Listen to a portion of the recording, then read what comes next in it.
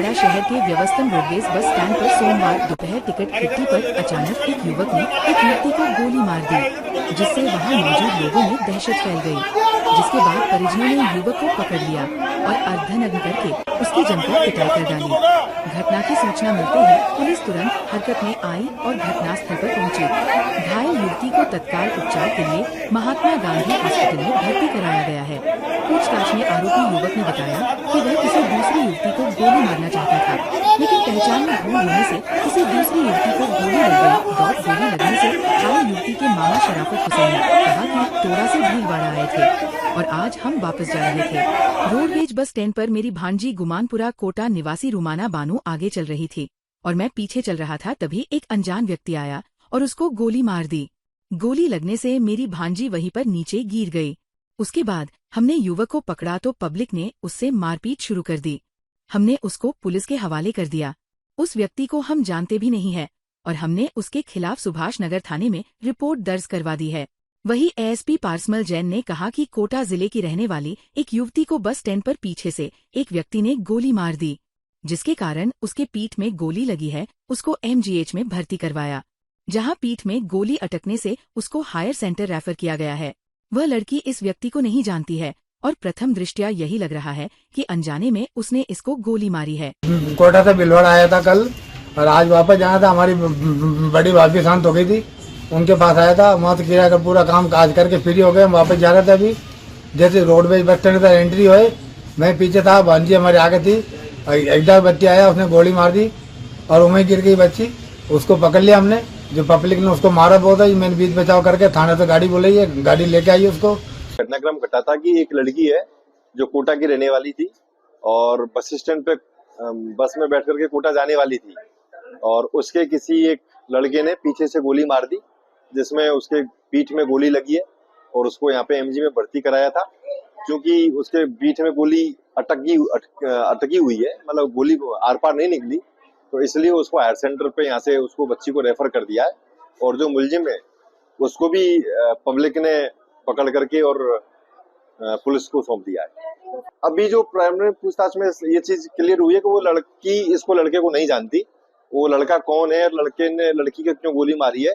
तो कुछ ऐसा लग रहा है कि कुछ गलतफहमी में कोई चीज है, तो अभी तहकीकात हम लोग कर रहे हैं उसके बारे में।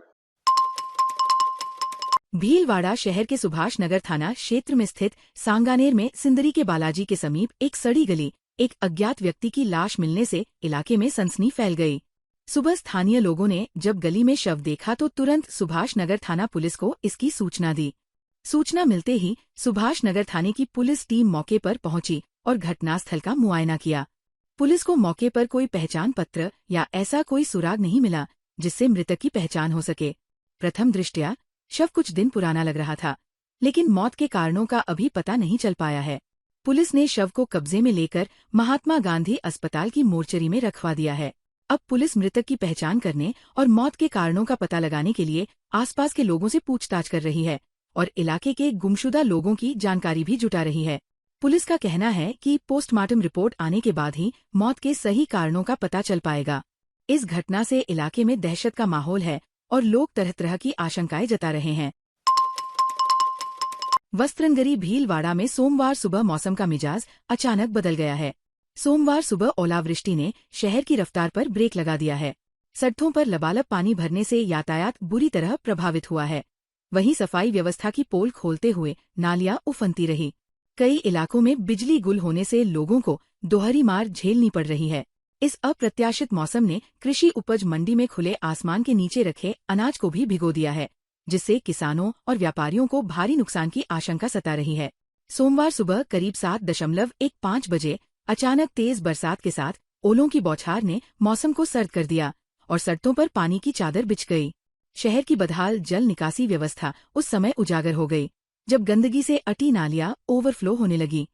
इस दौरान कई क्षेत्रों में बिजली आपूर्ति बाधित रही, जिससे नागरिकों की परेशानियां और बढ़ गईं।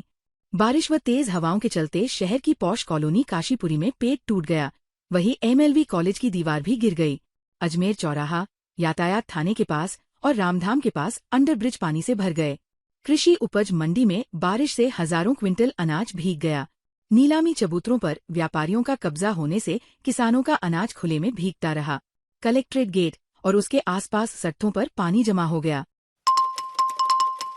भीलवाड़ा जिले के राजपुरा गांव के ग्रामीणों ने विरोध प्रदर्शन आज जिला कलेक्ट्रेट को ज्ञापन सौंपा, जिसमें उन्होंने गांव को ग्राम पंचायत भीमडिया से हटाकर दांता लुहारिया में जोड़ने का विरोध जताया।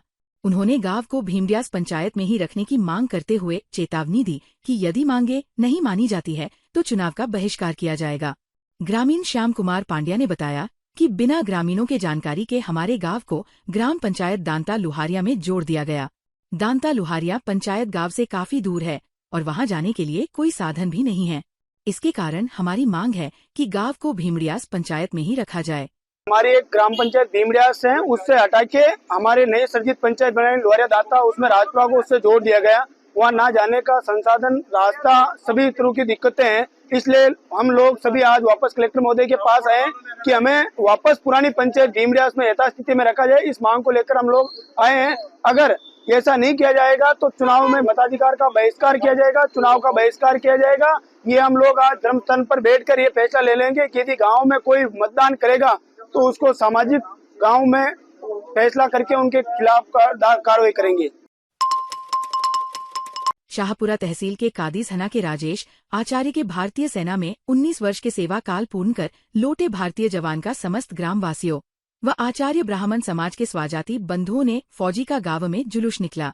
भारतीय जवान के सकुशल सेवा काल पूर्ण कर सेवा निवृत्त राजेश आचार्य का अखिल भारतीय आचार्य ब्राह्मण समाज के अध्यक्ष देवकिशन आचार्य, जिलाध्यक्ष भेरूलाल आचार्य, सेवा संघ के राम गोपाल आचार्य, सत्यनारायण आचार्य, रामस्वरूप खटीक, देवेंद्र दाधीच, प्रताप सिंह राणावत, स्विमिंग क्लब के सत्यनारायण टेलर, रघुवीर दामामी, अमन दाधीच, सुमन जाट, विजय लक्ष्मी आदि ने फूलमाला, साफा, तस्वीर भेंट कर भव्य स्वागत किया।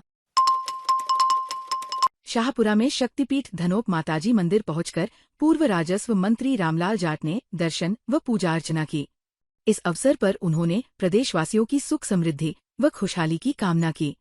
माताजी के दरबार में दर्शन के दौरान प्रदेश कांग्रेस कमेटी के सदस्य संदीप जींगर, सामाजिक कार्यकर्ता सुभाष व्यास एवं मनोज सोनी भी साथ मौजूद रहे। मंदिर प्रांगण में स्थानीय श्रद्धालुओं ने भी उनका स्वागत किया। जाट ने माताजी के दर्शन के पश्चात मंदिर विकास और क्षेत्र की सामाजिक समरसता को लेकर विचार व्यक्त किए। उन्होंने कहा कि धनोप माताजी की आस्था क्षेत्रवासियों को एकजुट रखती है और ये स्थल धार्मिक पर्यटन की दृष्टि से भी महत्वपूर्ण है। ताज़ा खबरों के लिए बने रहिए लोकजीवन के साथ।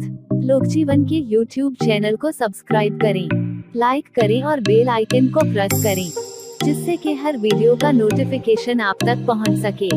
धन्यवाद।